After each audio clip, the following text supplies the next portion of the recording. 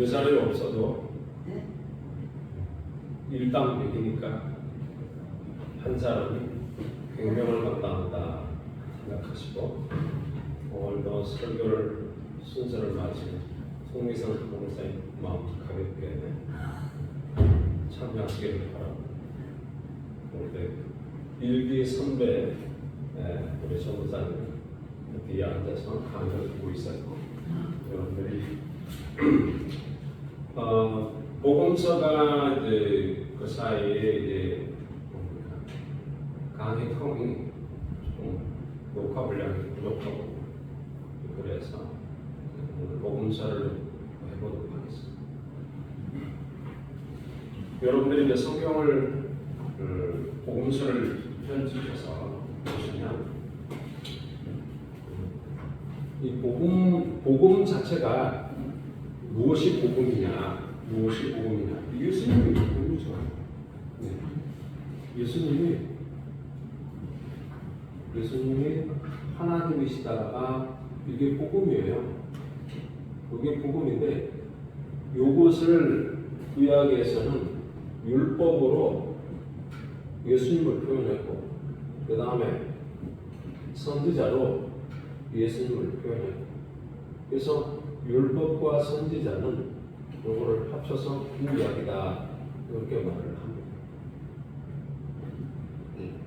그래서 구약은 바로 예수 그리스도인데 하나님이 예수님으로 오신다.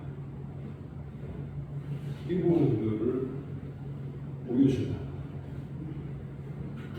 이 틀을 여러분들이 갖고 있어야 돼요. 우리 교회 이제 대신교회 성도들은 이 부분들을 계속 훈련하고 있어요. 틀 작업을. 생각이 좀 깨어나야 된다. 율법의 모세오경도 뭘 이야기를 하고 있는지 우리는 생각할 때 이제 율법이다 혹은 윤리다 도덕과 윤리 그리고 사람이 살아가는 데 필요한 어떤 기준 이런 부분들을 율법이라고 말할 수가 있고요. 그 율법 안에 하나님과의 관계 속에서 우리가 사람이 어떻게 해야 될 것인가에 대한 법도 있어요. 그래서 거기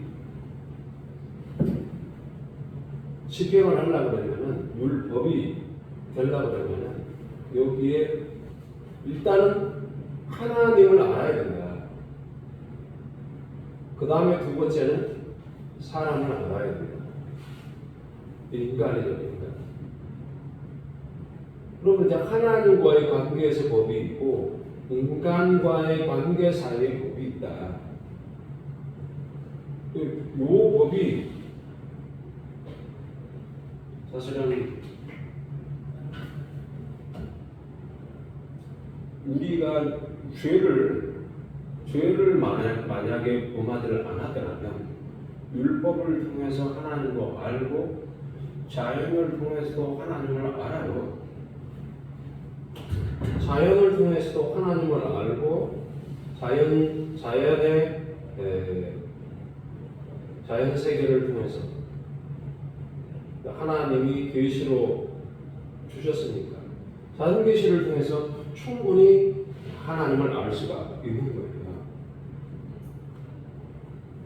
그 다음에 이걸로 충분히 하나님을 알 수 있음에도 불구하고 여기에 가장 큰 문제가 뭐냐면 죄가 들어왔다는 거예요. 죄가. 그러면 이 죄가 들어오기 시작하니까 이 죄에 대한 부분들을 어쨌든 없애야 되잖아요.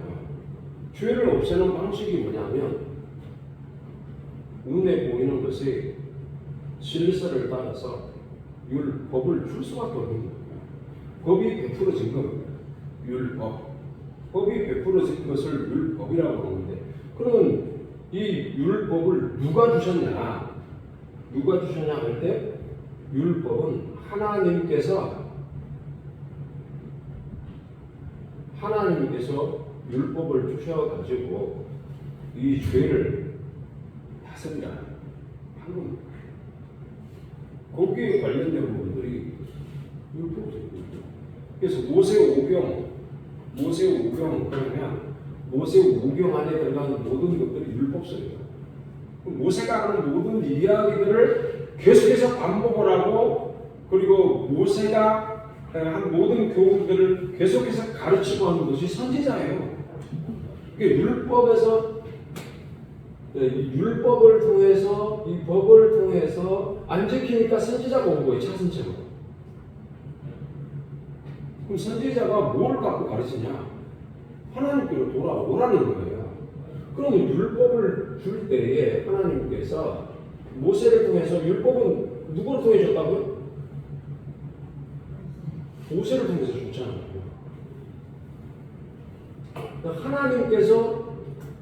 하나님께서 모세를 통해서 율법을 주셨는데, 그 모세는 모세오경에 율법에 기록되기를,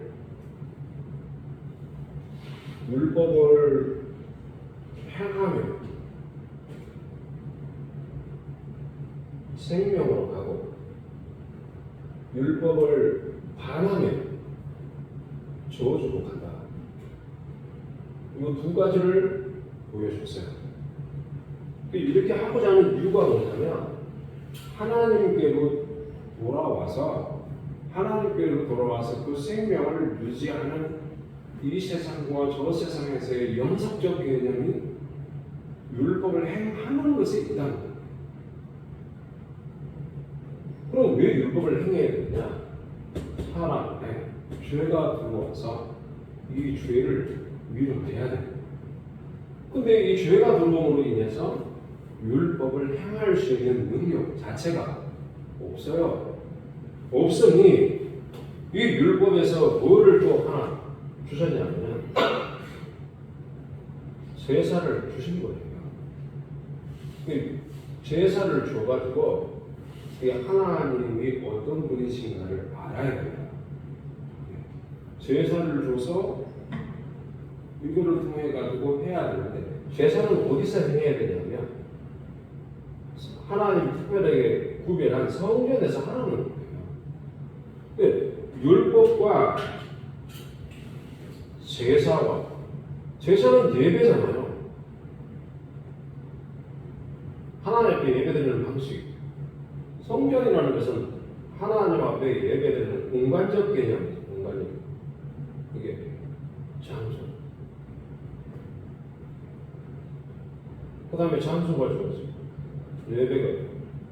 하나님의 법을 제사 때 그대로 시행하고, 요거를 행했던 민족이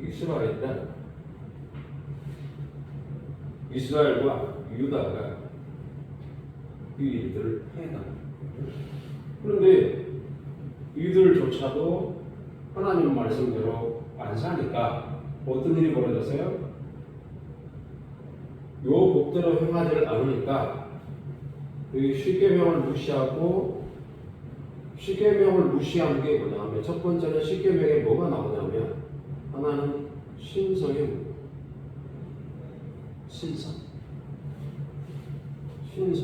1계명에서 4계명까지 신성입니다. 그 다음에 이제 두 번째는 인성 5계명에서 10계명까지. 신성에 대한 부분과 인성에 대한 부분들이 하나가 되어서 가는 것을 예수입니다 이렇게 말을 하는 거예요. 예수입니다. 나는 예수 그리스도, 나는 율법을 펴는 것이 아니라 율법을 완성하러 왔다. 그러면 이제 1계명에서 4계명까지 이야기하는 요 메시지 자체를 갖고, 하나님, 신성은 하나님에 관한 법이에요. 하나님이 누구십니까? 인성은 사람이 누구입니까? 그러면 사람이 사람 되도록 하기 위해서는 하나님을 알아야만 간다. 그러면 하나님을 알아보면 첫 번째, 다른 신을 두지 말고 우상을 만들지 말고 하나님의 이름을 높이고, 그 다음에 안식일을 기억해라. 이게 하나님을 아는 방식이라고 방법을 제시했어요. 이 율법대로 가면 우리에게는 신성이 잘 안 움직인다는 겁니다. 즉 하나님 우리 안에 있다는 거예요. 그리고 5계명에서 10계명 사이에는 뭐가 있냐? 첫 번째, 부모.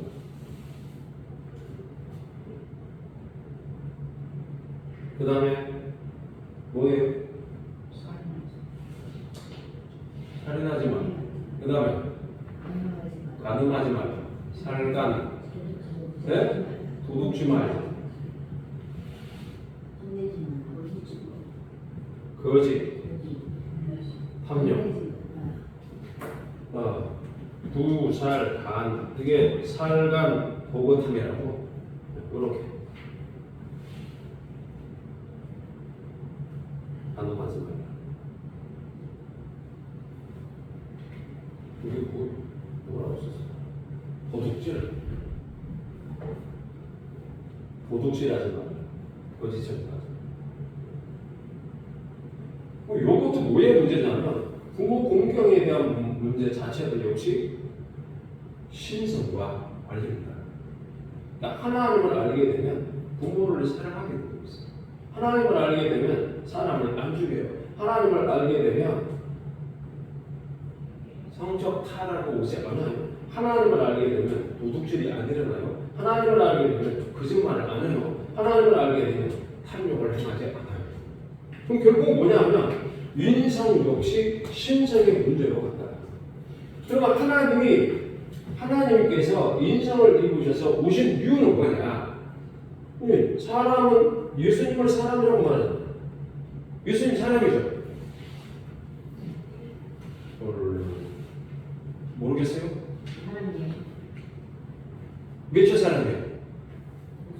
아담이 잘 보세요. 예수님은 둘째 아담이잖아요. 그렇죠?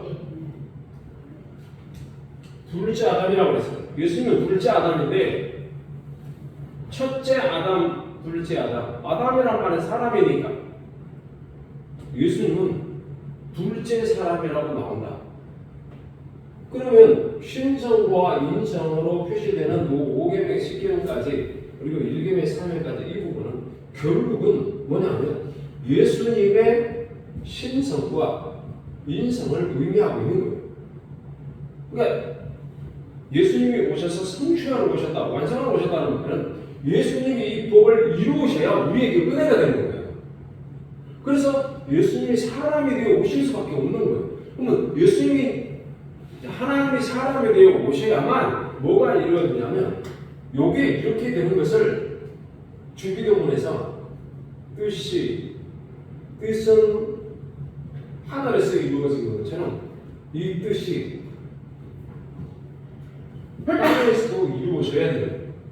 뜻이 하늘에서 이루어진 것처럼 땅에서도 이루어져야 합니다. 질지어다, 질 겁니다 하는 부분들이 뭐냐? 예수님의 인성과 신성이, 예수님의 신적 신성과 신적 인성이 결국은 뭘 하느냐 하면 하나님이 누구신가, 하나님 되심을 드러내는 거다. 하나님이 누구신가를 보여주신 거예요. 이 보여주신 것을 성취하시고 이루시려고 천국이 있는 거고 회개하라 천국이 가까웠느니라 말씀하신 거고, 이 천국에 들어가려고 그러면은 첫째 심령이 가난한 자가 되어야 된다. 심령이 가난한 자. 그래서 이 심령이 가난한 자가 누구인가를 보이는 게 첫 번째, 귀신 들린 자들이 심령이 가난해져 있다. 두 번째는 질병의 병에 걸린 자들이 가난해져 있다. 그래서 누가복음서에 이거로부터 해방, 노임, 치료, 이것을 바로 오셨다는 거예요. 그러니까 이제 주님이 오셔서 이 일들을 이루시는 일들이 있다는 겁니다. 그리고 이제 이 전체적인 풀은 이 제사, 성전에 대한 부분, 결국 율법은 신성과 인상, 하나님, 사람.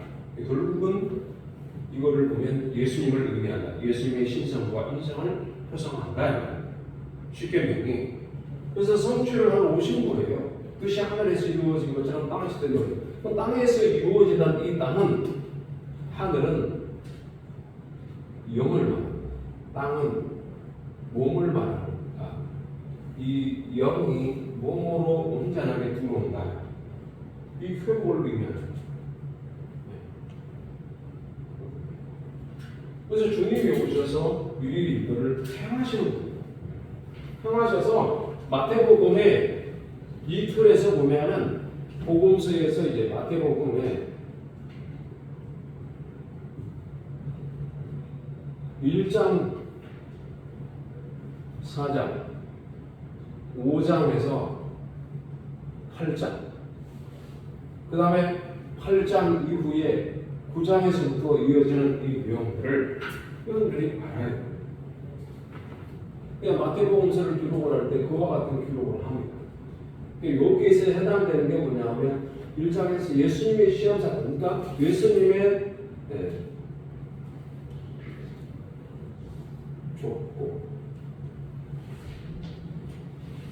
족보, 탄생, 그 다음에 방문,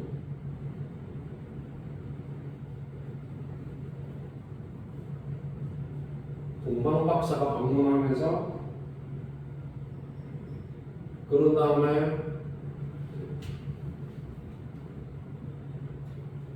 광야의 시험,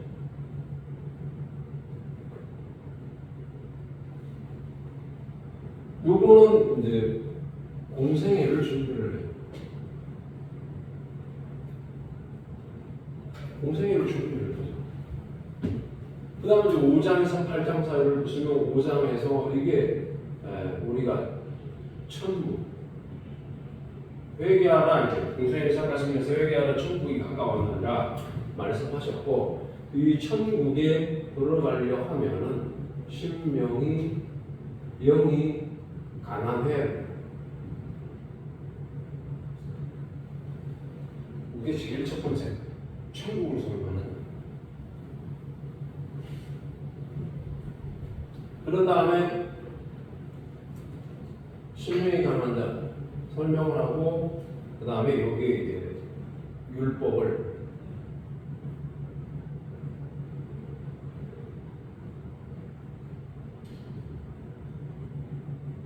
율법을 완성시키는 거예요.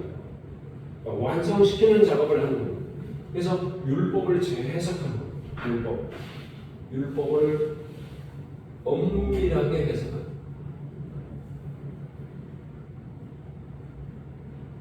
그러니까 뜻이 하늘에서 이루어진 것처럼 땅에서도 이루어지기 위해서는 인간이 율법을 받았음에도 불구하고 사람이 율법을 거부하고 하나님이 아닌 인간 중심의 사고로 탐욕으로 흘러갔잖아요.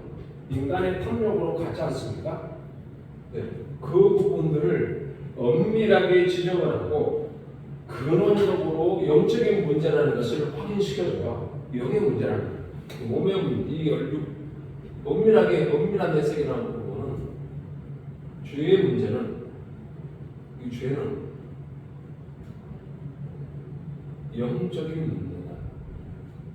이 부분들을 지적하고 가르쳐 주시는 거예요. 그래서 율법을 완성시키기 재해석을 하게 됩니다. 천국에 들어가는 자들은 이 율법대로 살아야, 이 천국은 율법을 행해야만 천국을 들어가는데, 그런 자는 심령이 강한 자가 되어야 들어간다, 이 이야기를 하는 거예요. 그러면 심령이 가난한 자가 어떤 자냐? 라고 말할 때 이 끝나고 나서 여기를 끝나고 나서 그 다음에 이게 보면 아까 여기 설명드렸잖아요. 병 들린 질병, 그 다음에 귀신, 마귀, 추천합니다. 이분들을 치유하고 근데 이분들이 나가야 돼요. 그런 다음에 이제 자 그러면 천국에 들어가는 자가 율법을 완성시키지 율법을 지켜야만 들어가는데 이걸 지키는 자는 신명이 가난한 자고 신명이 가난한 자는 결국은 예수님은 하나님이시다. 하나님이심을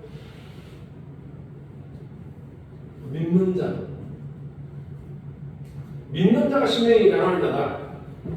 그래서 이게 예수님이 하나님이심을 믿는 자가 신명이 가난한 자인데 중요한 내용이 이제 5장에서 8장 사이에 나와요. 백부장의 믿음이 나오죠. 백부장. 여기 이 부분을 인정하는 예수님 하나님이심을 믿는 자. 여기에 백부장의 믿음. 백부장의 믿음이 나오는 거예요. 이스라엘에서 이 믿음의 핵심적인 게 뭐냐면 이스라엘에서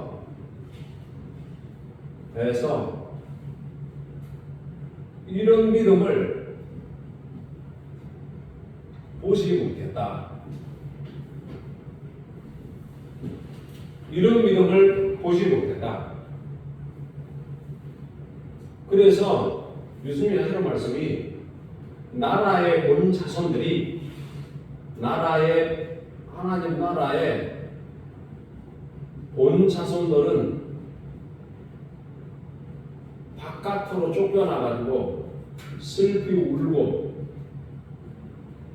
이를 부득부득 간다. 이를 가는 게 있다. 라고 말씀하셨어요.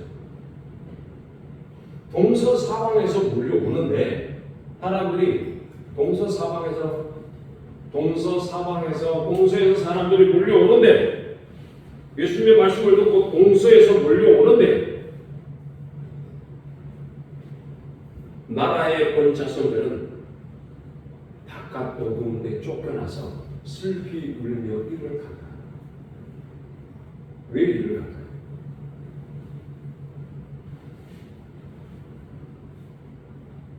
수능시험을 딱 치고 나서 답지를 딱 체크하는 1번하고 5번 사이 답은 5번인데 내가 5번 체크하면 1번 딱 켰는데 오답 체크를 딱 하는데 내가 그걸 5번을 했으면 내가 쏘는 만점인데 하나가 틀렸네. 그래서 속이 상해가지고 바로 예수님이 하나님이신 걸 막는 거예요. 세상에. 그래서 그것 때문에 일을 다 무시했어. 자기네들이 아니 까놓은 당상인데 초청을 받았는데 중국에 초청을 받았으면 운전자에 초청을 받았으면 들어가는 거잖아요. 들어가는데 너무 급하게 들어가는데 준비 없이 들어가는데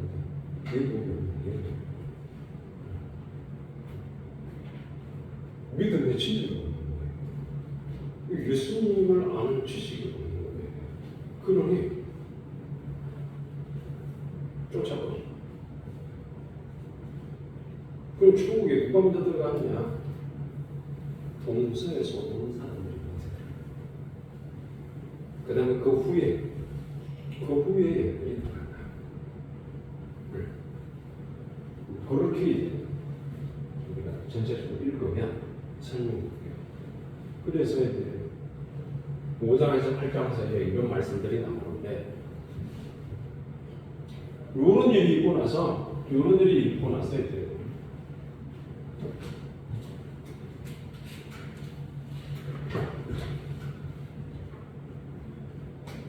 막 기적을 느끼잖아요. 이게 요괴 병행해서 병 귀신 그 다음에 이적을 행하시죠. 이적을 베푸시죠.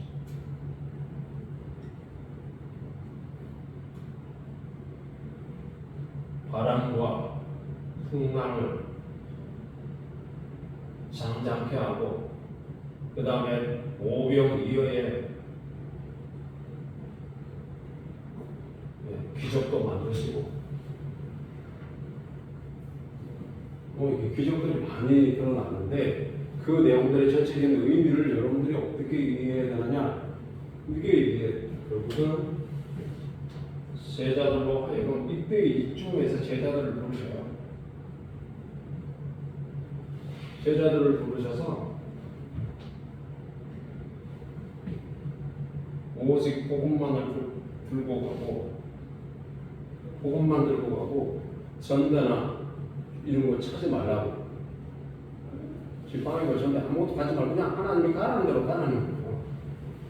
그 내용들이 이제 복음과 관련해서 이 제자들이 어떻게 삶을 살아가야 될 것인가, 그게 신령이 가난한 자와 맞닿아 있는 거예요. 신령이 가난한 자가 제자들이 되는 거예요.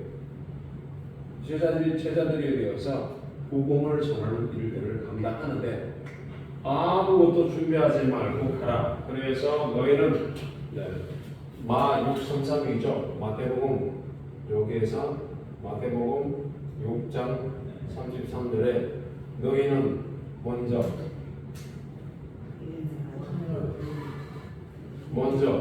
첫째는 그의 나라, 두 번째는 그의 의를 구하라. 그리하면 이 모든 것을 너희에게 더한다.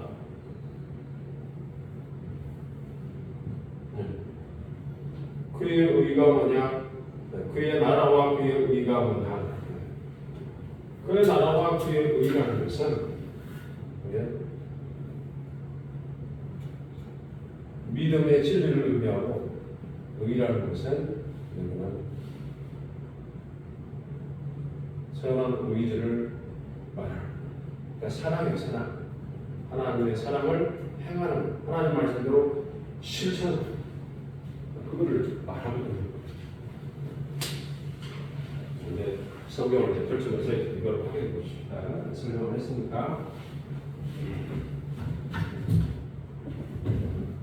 마태복음으로 가보세요. 마태복음 1장의 계보에 대한 부분들이 나오고, 마태복음 2장에는 동방박사로부터 경배하러 오죠. 예수님이 탄생과 계보, 족보와 탄생에 관한 부분들이 나옵니다. 그리고 예수님이 앞으로 무슨 일을 할 것인가, 그 이름을 예수라 하라. 자기 백성의 죄를 사하실 분이다. 죄에서 구원할 자가 바로 예수님이다 하는 부분입니다. 그 다음에 이제 이 죄에서 구원할 자가 바로 왕이시다. 그 왕이 세상 가운데서 유대인들만의 왕도 아니고 이스라엘만의 왕도 아니고 세상 모든 이 세계와 영계와 천계 전체 아울러서 왕이시다는 것들을 표상하는 방식이 뭐냐? 동방박사가 별을, 동방박사가 별을 따라. 별이라는 것은 우리가 잘 아셔야 되는데, 동방박사에 대한 이 별은 이 자연적 진리를 말하는 거예요. 자연적 진리를 표상하는 거예요. 그러니까 이 자연에 있는 모든 것들을 보고 연구하면서 나름 진리가 있는데, 그럼 이 자연적 진리도 결국은 어디로 나와? 예수님이 하나님이시다 쪽으로 와야 이게 해결이 된다. 이 부분들을 이야기하는 거예요. 그래서 왕이라고 표현하는 거예요. 그 다음에 이제 동방박사가 이제 와서 누군가를 경배해야 되겠다고, 유대인의 왕으로 나신 분을 경배해야 되겠다 하고 나서 한바탕 소동이 벌어지죠. 이와 학살 사건이 벌어지고 나서 그리고서 애국으로 내려갔어요. 자, 그럼 예수님이 애국으로 내려가서 있는 것은 뭘 의미하냐? 호세아서 내 아들을 내가 애국에서 불렀다 라고 이야기를 말씀하고 있지 않습니까? 그리고 예수님이 애국으로 내려가 이집트로 내려가는 것은 이스라엘이 이집트로 내려가는 것과 똑같다는 거예요. 근데 결국은 구원을 위해서, 죄로부터 구원을 위해서 이 일들을 하시는 분이 예수님이시다. 그분이 바로 하나님이다. 그리고 그분이 바로 왕이시다. 이 이야기를 하고 있는 것입니다. 자, 그런 일이 있고 나서 이제 예수님이 올라오시고 나서 12살 될 때까지 기록은 없어요. 그렇죠? 예수님의 어린 시절에 대한 기록은 12살 이후부터 있어요. 그 이전 올라와 어떤 삶을 살았는지는 기록은 하고 있지 않습니다. 다만 12세 때에 있었던 그 이야기들은 기록하고 있죠. 누가복음서에. 그런 일이 있고 나서 누가복음서랑 가봐요. 참고로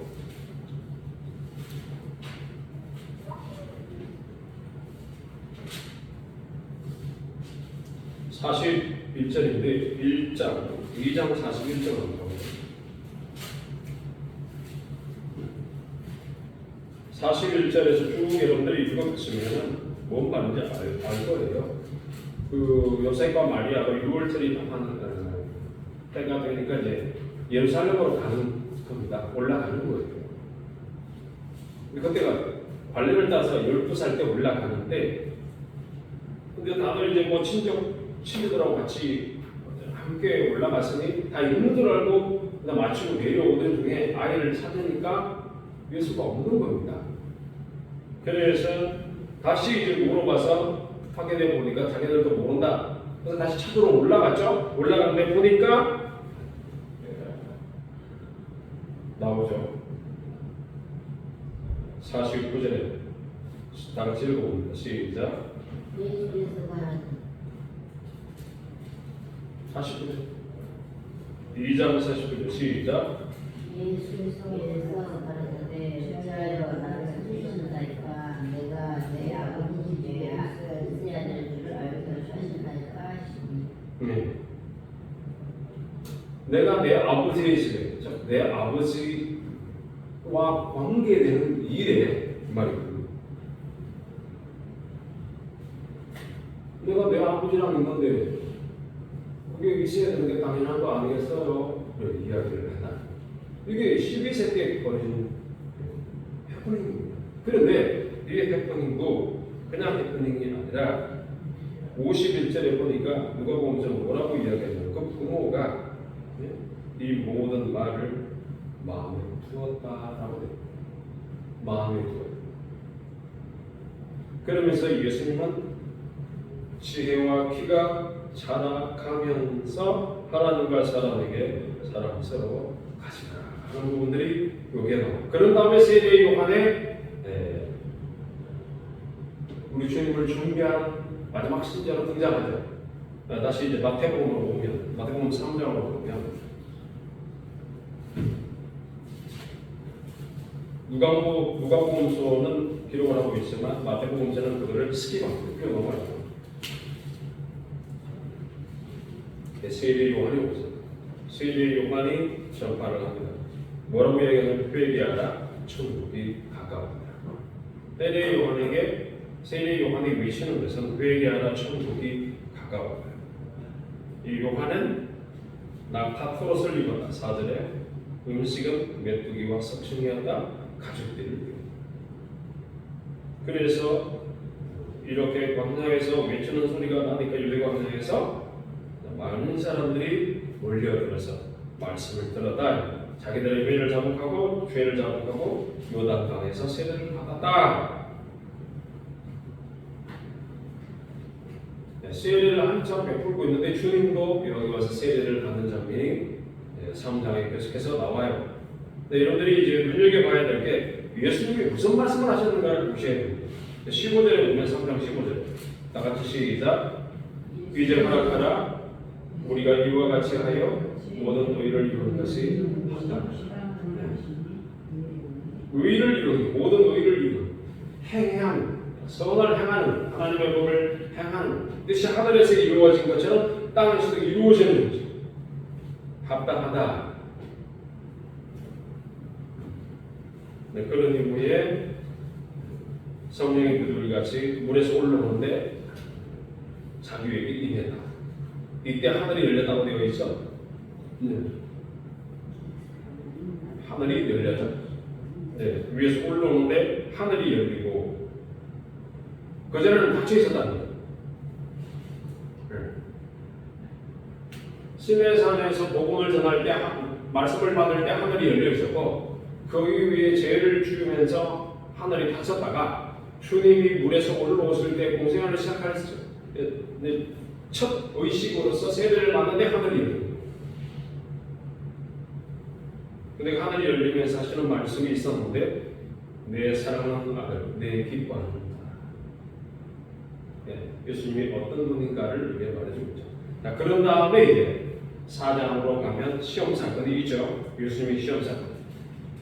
첫 번째 시험, 두 번째 시험, 세 번째 시험. 예수님이 무엇으로 물리치셨나? 첫 번째는 사람이 조금만 사는 것이 아니요 하나님으로부터 나오는 모든 말씀으로 말미암아 산다. 이 부분은 어디에 있냐면 신명기 8장 3절에 있는 말씀이에요. 모세가 여기 보시죠. 모세가 말씀대로 행하면 생명이고 말씀에 반하면 저주다 하는 부분들을 설명했던 부분이에요. 사람이 떡으로만 사는 것이 아니고 하나님의 입으로 나오는 모든 말씀으로 말미암아 산다 하는 부분들을 왜 말씀하셨을까요? 왜 모세가 이 이야기를 하냐면 40년 동안을 이들의 소행을 지켜보니까 처음부터 끝까지 주님을 배반하더라는 거예요. 신앙이라는 건 아무것도 없더라는 거예요. 무조건 우상 숭배라는 거예요. 다 어디로 가요? 그럼요. 거짓, 도둑, 간음, 살인, 분명하지 않고 이런 모습들만 보였다는 거예요. 그게 불평불만이 너무 많았다는 거예요. 하나님 그럼에도 불구하고 사랑하는 그들을 데리고 갔다. 그 이야기를 하고 있는 거예요. 그게 첫 번째 시험이에요. 그 시험에 교회가 넘어졌는데 우리 주님은 이것을 성취하심으로 시험에 이기심으로 생명을 주는 자로 서 있다는 거예요. 그다음에 두 번째 시험에서 뭐라고 물리치시냐면 7절에 보면 기록되어서 주 너희 하나님을 시험하지 말라 하셨습니다. 이스라엘 백성은 끝까지 하나님을 시험했다는 거예요. 계속 시험했다. 시험하지 말라는 거예요. 하나님. 사람은 하나님 말씀으로 산다. 그래서 하나님 시험하지 말라는 거예요.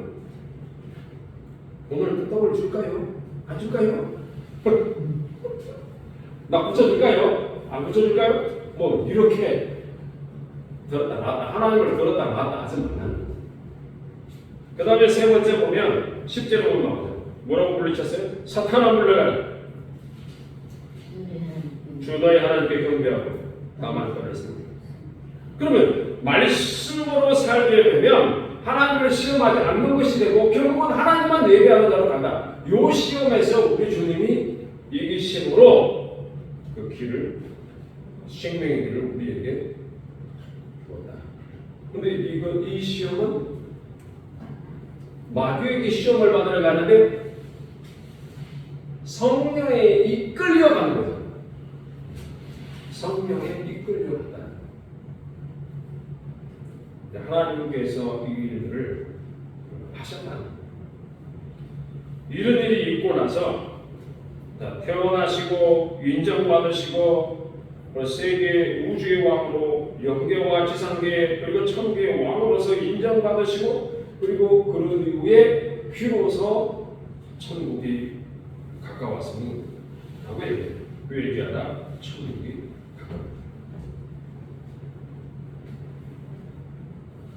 여기에는 이제 12절에 예수님이 요한이 잡혔다 하는 것들을 듣고 갈릴리로 물러갔을 때 되어 있죠. 요한이 붙잡혔죠.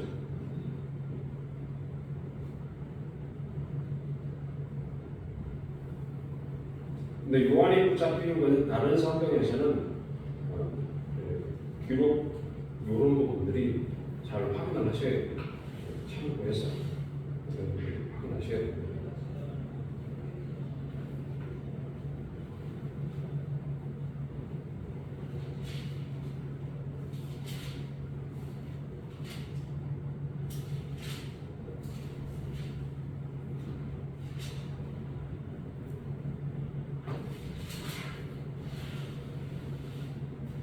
자, 이제 여러분들 어디 보셨냐면 마태복음 11장을 보죠.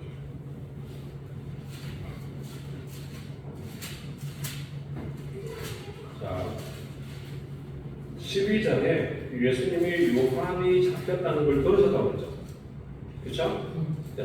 4장에서 12절에 요한이 잡혔죠. 근데 11장으로 가면은 2절에 세례 요한이 옥에 있었다 이렇게 나와있죠. 세례 요한이 붙잡혀가지고 옥에 계속 있었다 하는데 그 사이에 이 기록이 또 있죠. 예수님 행하심이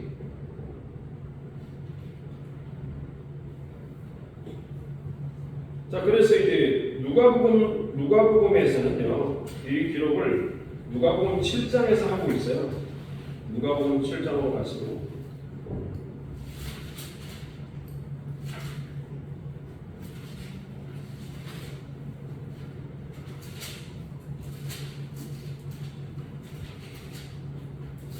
누가복음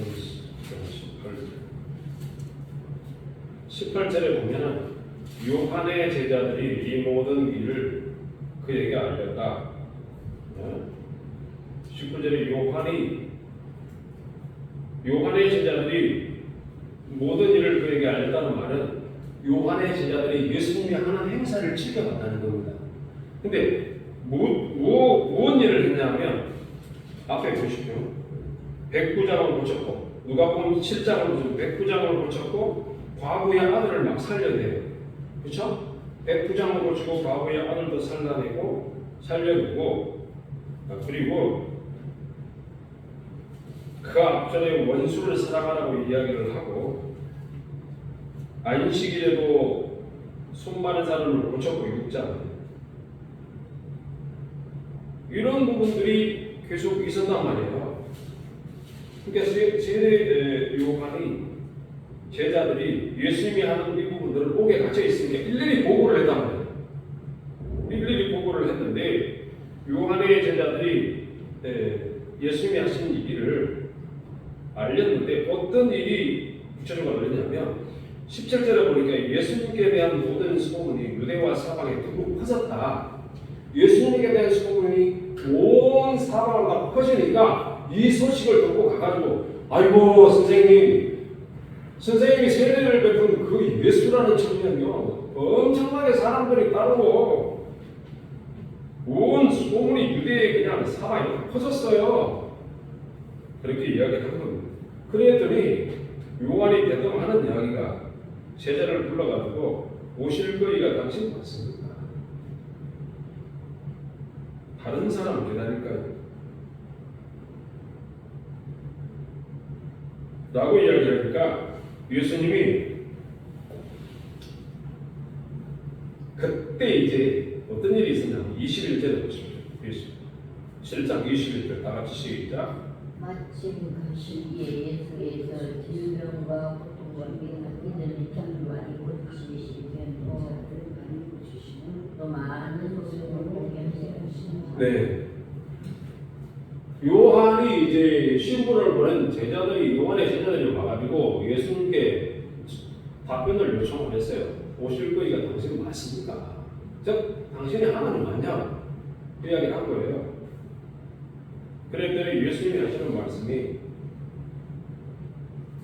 너희가 가서 보고 들은 것을 요한에게 알려라. 21절에 맹인이 본다. 못 걷는 자가 걷는다. 나병한 자가 깨끗해졌다. 귀고한 사람이 듣는다. 죽은 자가 살아난다. 가난한 자에게 복음이 전파된다. 그러니까 23절에 누구든지 나 때문에 실망하는 데는 저주가 되고 나 때문에 실망하지 않는 자는 복이 된다. 그러면 세례 요한은 자신의 지금 한계를 드러내고 있는 거죠. 그렇죠? 자신의 한계. 이게 누가복음서에 이렇게 기록되어 있고 이 누가복음서에서 예수님이 말씀하시기를 여자가 낳은 자 중에 28절에 7장 28절에 여자가 낳은 자 중에 요한보다 큰 자가 없다. 그런데 하나님의 나라에서는 작은 자라도 이보다 크다라고 말씀하셨어요. 즉 하나님의 말씀을 듣고 실천하여 움직이는 자가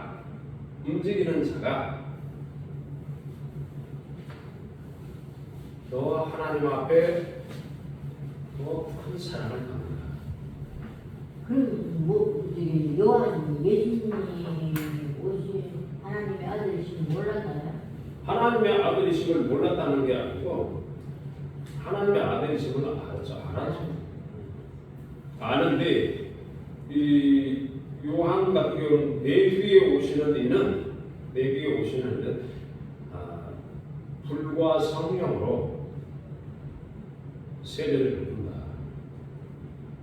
그 말은 자기 자신도 구약의 마지막 선지자잖아요. 구약의 마지막 선지자이기 때문에 이 선지자는 결국 예수님을 통해서 진짜 선지자가 된다는 것들을 확인하기 위해서 그가 감옥에 들어가도록 하나님이 허락하신 거예요. 감옥에 있으면서 예수님의 누군가를 다시 확인하게 되는 거예요. 눈으로 보는 그 한계점을 넘어서는 거죠. 이 부분들을 이렇게 표상하고 있는 거예요. 그래서 여러분들이 마태복음으로 다시 오게 되면 마태복음서에서 똑같아요.